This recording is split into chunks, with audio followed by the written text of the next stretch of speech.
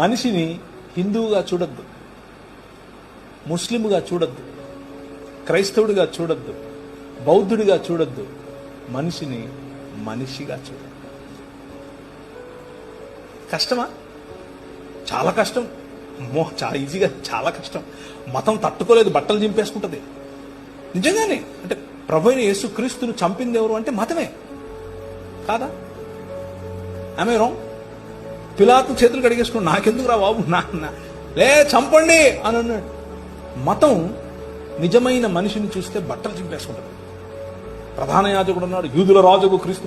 ఏమని నువ్వు అన్నావు? అవును, నువ్వు అన్నట్టే. మనుష్య కుమారుడు ఆకాశ మెగారుడై దిగివచ్చుట మీరు చూస్తారు అని అంటే ఇంతకంటే ఎక్కువ సాక్ష్యం కావాలని బట్టలు చింపుకున్నాడు. మతము తట్టుకోలేదు మనిషిని. Try to live a real human life.